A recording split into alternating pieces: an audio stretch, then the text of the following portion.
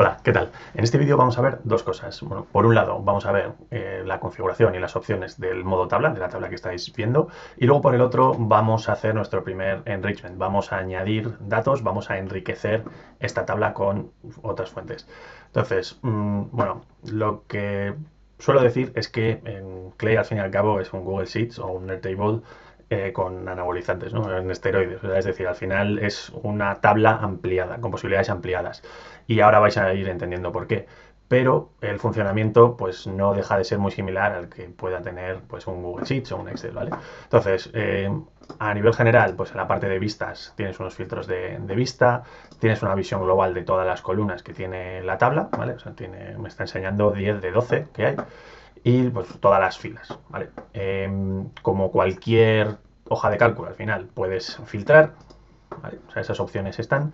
Y luego lo que sí que es diferente es que, pues bueno, aquí tienes la parte del historial, que en este caso pues, no ha habido grandes cambios, y lo que comentábamos, el hecho de poder auto actualizar o auto dedupe, ¿vale? ¿Por qué es importante que esto lo tengamos en este caso no activado? Porque bueno, cuando actualice empezará a consumir créditos y cuantos más enrichment y más grande sea la tabla, pues bueno, potencialmente más créditos puede consumir sin querer. Entonces bueno, eso por un lado, asegurarnos de que a efectos de esta tabla lo tenemos desactivado. Y luego pues lo típico, de acciones como pues puedes importar, puedes exportar, puedes compartirlo como un template para que otros lo usen de referencia y luego puedes añadir, en este caso como es de compañías, pues puedes buscar más compañías, puedes buscar gente en esas compañías, veremos más adelante, y luego incluso, y esto es bastante interesante, pues puedes monitorizar si esas empresas están teniendo nuevas contrataciones, ¿no? Lo cual siempre es un punto interesante cuando hablamos con empresas. Ya está, esto es como un poco la visión general. Ahora, dentro de lo que ofrece la plataforma, a nivel de columnas esto es bastante interesante. ¿Por qué? Porque Clay lo que tiene diferente es que te extrae información y luego te la despliega, ¿vale? Pero tú tienes la palabra final en cuanto a cómo se despliega esa info. Pongo el ejemplo, esto recordemos que es una importación de compañías.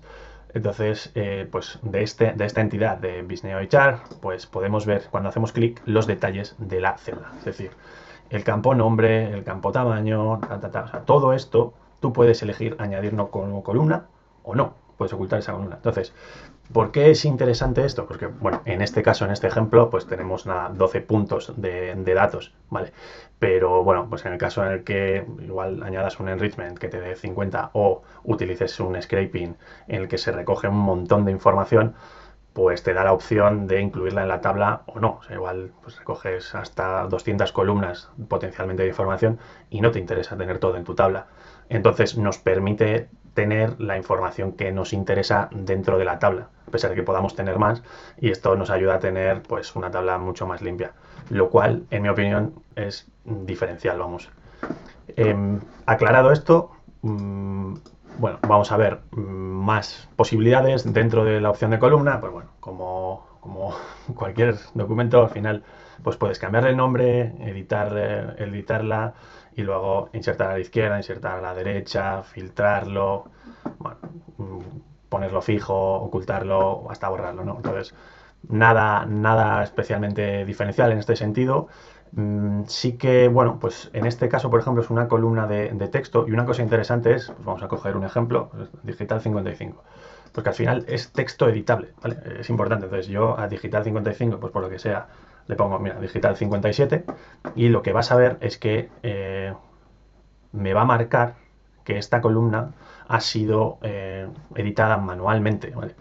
Que ha sido un error y quiero volver para atrás, siempre puedes volver al valor original de la importación. Entonces, para eso, pues le damos a la flechita y ya lo tenemos. Y más cosas interesantes también en cuanto al tipo de campo, pues que aquí, por ejemplo, pues eso, tenemos la parte de el dominio de la empresa y la URL. Entonces, pues bueno, si vamos, por ejemplo, a la web de digital, pues, al ser una URL, pues podemos entrar directamente. Y si vamos a la página de LinkedIn, pues un poco lo mismo. O sea, podemos ver la página de LinkedIn directamente.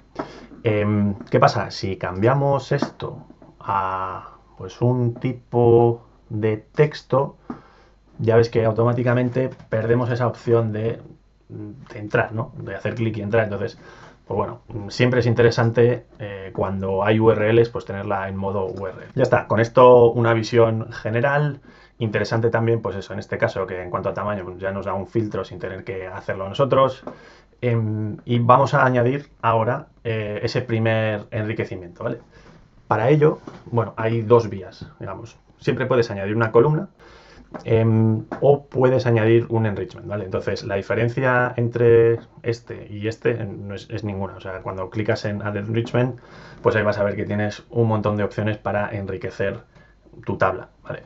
En este sentido, pues bueno, es un auténtico buffet libre de APIs, de fuentes de información, que bueno, no vamos a profundizar ahora, lo veremos más adelante, pero bueno, que sepas qué opciones hay, vamos, hasta donde te llegue la imaginación prácticamente. Entonces, pues bueno, a efectos de este vídeo lo que vamos a hacer es añadir pues algo sencillo, que sea, pues, vemos distintas formas de hacerlo. Está la cascada que veremos más adelante y pues aquí lo que vamos a hacer, pues como puedes ver, oye, te dice el número estimado de créditos que vas a utilizar por cada fila, ¿vale? Y luego distintas opciones y fuentes que tienes para hacerlo. Entonces, aquí es donde empieza la magia. O sea, ya cuando quieres hacer una cosa concreta, te da distintas jugadas y distintas bases de datos, distintas fuentes para hacerlo. Entonces, bueno, nos vamos a ir a la construida por defecto. Y aquí empieza lo interesante, ¿no? A nivel de configuración siempre le tienes que dar un input, entonces para la parte de input en este caso va a tirar de la URL de LinkedIn, ¿vale? Pues bueno, tenemos distintas opciones, en este caso pues vamos a querer tirar de la URL de LinkedIn y luego, como siempre, mi recomendación, quitar el auto-update, una forma muy tonta de ahorrar créditos, ¿vale? Luego veremos otra forma de ahorrar créditos, pero bueno, ya está, tenemos el consumo estimado y ahora podemos seguir añadiendo campos, ¿vale? Entonces, vamos al siguiente paso y aquí volvemos a lo que explicaba previamente, que es exactamente qué columnas quiero pintar yo dentro de mi tabla, dentro de todas las opciones que me ofrece este Enrich, ¿vale? Entonces, ¿qué pasa? Que, oye, pues existen campos redundantes, el nombre, la web, el número de empleados, mira, esta puede ser interesante, lo añadimos. La URL de LinkedIn ya lo tenemos. Esto de información ya lo tenemos. Dominio ya lo tenemos. Vamos a poner, pues, por lo que sea, año de fundación, ¿no? Que esto nos puede interesar. Y con esto, pues vamos a darle a Save y ya está creando la columna. Importante, si hubiésemos tenido para hacerlo automáticamente, ya empezaría a correr sola. No nos interesa. Entonces, para eso lo que podemos hacer es darle a toda la columna o hacer solamente las 10 primeras o ir una por una. Entonces, importantísimo, de cara a ahorrar créditos, no te adelantes, elige primero de qué forma quieres enriquecer antes de darle al play. Entonces, vamos a poner un ejemplo para verlo. Vale, ya ves cómo está arrancando y mira, pues ya nos está dando la información. Vamos a hacer otras 10 y ya ves que pues muy rápidamente en un momento nos lo da y vamos a hacer ya hasta el final en todas las que pues me va a gastar 90 créditos. Entonces, ¿por qué recomiendo empezar por uno y luego por 10? Pues porque tú quieres saber si la información que te está dando te interesa o no, ¿vale? Entonces, vamos a darle ya a todas y con esto, bueno, te da un estimado de, oye, va a ser una operación cara para los créditos que tienes. Esto es una cuenta en la que tenemos pocos créditos ahora. ¿Estás seguro que quieres hacerlo? Sí, estoy seguro. Pues vamos para adelante. Por resumir y cerrando esto, se pueden añadir muchos más campos, ¿vale? O sea, es tan sencillo como hacer clic aquí y ver todo lo que nos puede ofrecer. Entonces, si por ejemplo queremos añadir pues el slug, por lo que sea, pues lo añadimos a esa column y aquí tienes dos opciones. O creas una que se llame slug o pues lo asocias a una existente, lo cual puede ser interesante si queremos actualizar fuentes. Entonces le damos a crear una nueva y ya puedes ver automáticamente que te lo pinta. Un poco en conclusión y a modo de cierre del vídeo, esta forma de entender las tablas es, por un lado, innovadora en sí misma y nos da pie a un montón de posibilidades. Vale, digo que es innovadora porque tradicionalmente el problema había sido que tú tienes una lista pero quizás no tienes los datos que te interesa asociados a esa lista.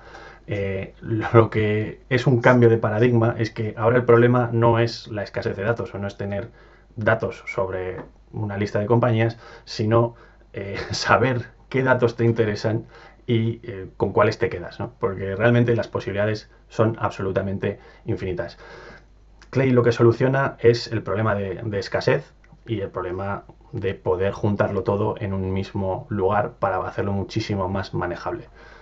¿Con esto qué consigues tú? Pues que puedes dedicar mucho más tiempo y recursos a pensar la estrategia, pensar la segmentación y preocuparte en definir ese ideal customer persona, este ideal customer profile, y no tanto a conseguir la información.